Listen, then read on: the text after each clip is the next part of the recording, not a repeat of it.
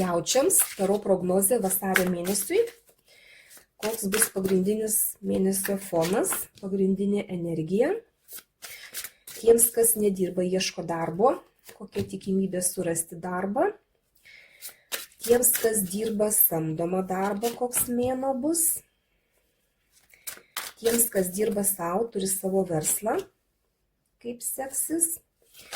Kokie bus santykiai vienišiems, kokia tikimybė susipažinti. Tiems, kas porose, kokie santykiai mėnesio bus.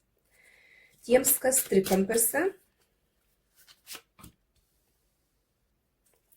Na, pasižiūrim patarimą mėnesio, ką kortos patarė ir ko reikėtų pasisaugoti ateinantį mėnesį. Na, mėnesio energijos yra kardų devintukas, bus daug sukaustimo, daug baimių, daug kažkokių tai pergyvenimų ir reikėtų prisiminti, kad daug ir labai visko yra jūsų galvose. Ne tiek tų baimių yra realybėje, kiek jūs prisigalvojate. Tai va tokios energijos bus.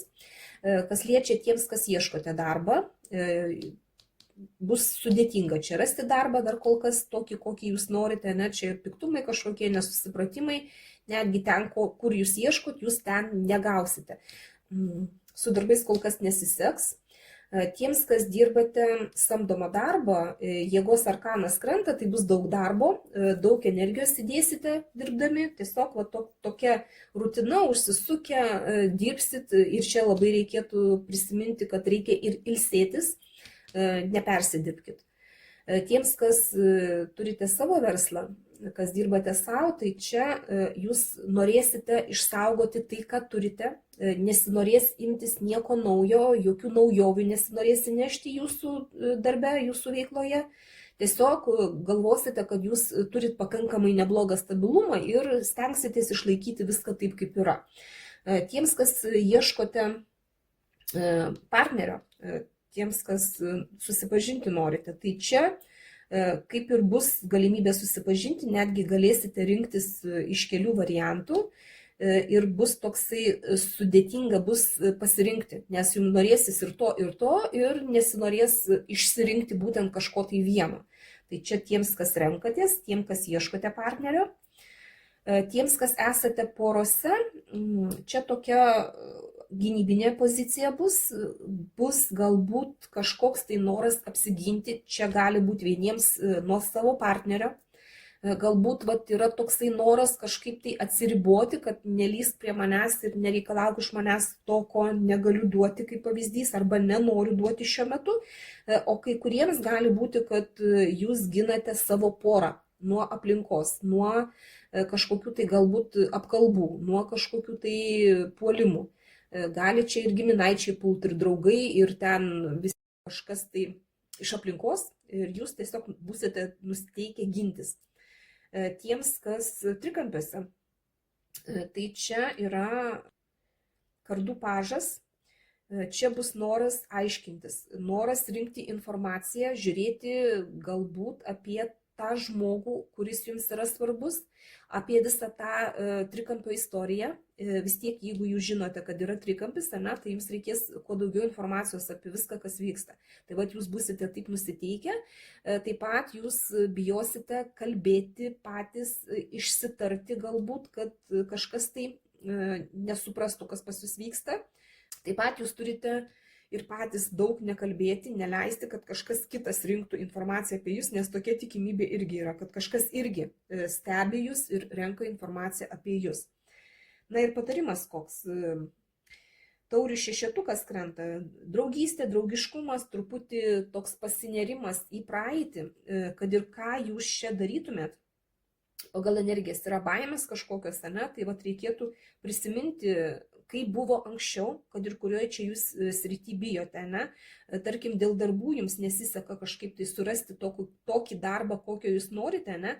Nesipykite, galbūt kažkas buvo pažadėjęs jums ir neištesėjo to pažado, nepykite, tiesiog bandykite ieškoti kažkaip tai, gal prisiminkit kažkokius tai žmonės iš praeities, kurie galėtų jums pasiūlyti kažką, arba senai kažką tai iš anksčiau kažkokius tai dirbtus darbus, kad sugrįžtumėte į tuos pačius darbus, galbūt yra kažkokia tikimybė, eiti, peržiūrėti tai, kas buvo.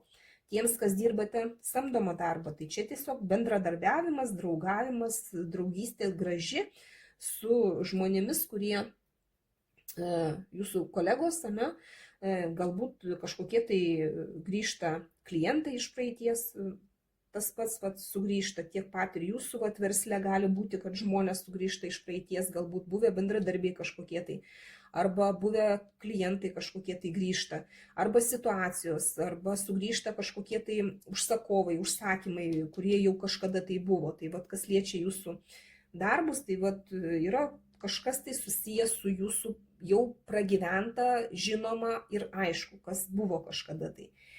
Arba jūs patys nusileisite galbūt su tom baimėm, į praeitį, bijosite, kad nesikartotų kažkokios tai praeities, nežinau, klaidos padarytos, kažkas iš praeities, tas, kas jums negatyvias mintis sukelia. Čia santykiuose tiems, kas ieškote, irgi gali būti, kad žmogus sugrįžta kažkoks iš praeities pas jūs, pavyzdžiui, iš ko jūs renkatės, galbūt, arba jūs kažkoks tai žmogus, su kuriuo naujai susipažinote, jūs tiesiog nukelia į praeitį, galbūt primena kažkokį tai žmogų iš praeities, galbūt ir tas pats žmogus gali būti, kad iš kažkokios tai aplinkos, kur jūs ten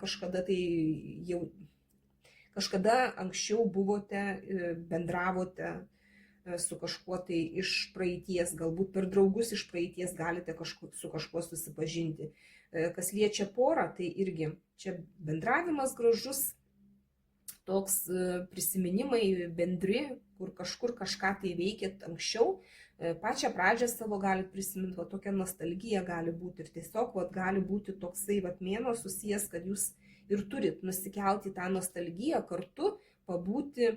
Jeigu bus noras atsiriboti nuo savo partnerio, tai galbūt kaip tik tai reikėtų kartu su juo pasinerti į savo praeitį, kaip prisiminti, kokia buvo jūsų pradžia, tiesiog taip pagerinti santykius. Kas liečia trikampius, tai irgi čia, tas pats ėjimas į praeitį, galbūt tas trečias žmogus yra būtent iš praeities, sugrįžęs kažkoks tai buvusi kažkokie tai, kažkokie tai pažįstami žmonės, tai irgi reikėtų pasigilinti, nes čia informacijos rinkimas, tai reikėtų pagalvoti apie tai, kad kažkas galėjo jau būti anksčiau ir pagal tai pasinagrinėti. Pagal praeitį.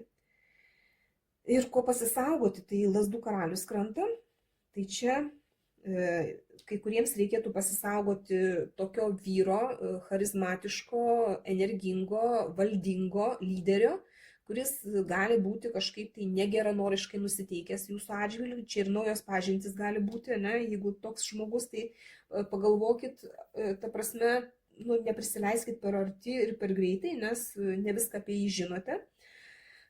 Jeigu čia trikampis kažkoks irgi, to žmogaus reikėtų pasisaugoti darbuose kažkur, tai čia irgi galbūt yra kolega kažkoks tai jūsų samdomam darbe, jeigu dirbate, kurio arba vadovas jūsų, kur irgi reikėtų truputį pasisaugoti, nes jisai negeranoriškai nusiteikęs dėl jūsų. Tai ir jums patiems nereikia ateinantį mėnesį nei labai stipriai lėkti, nei skubėti, nei per daug dirbti, nei užsikrauti ant savęs kažkokias tai pareigas, kažkokį tai vadovavimą, nerodyti per nelyg daug valdingumo. Tiesiog nerodyti tai, kad jūs esate lyderis. Tiesiog truputį ramiau elgtis. Nes jeigu tokia krenta korta, kad pasisaugoti, tai reikėtų truputį įsivertinti tai, kad jums to bėgimo, lėkimo ir pernelyg daug energijos dėjimo į bet ką nereikia. Tai jaučiams vasario mėnesio prognozė tokia, tikiuosi aiškumo kažkiek tai įnešiau, dėkoju už jūsų laiką, širdutes ir iki sekančio karto.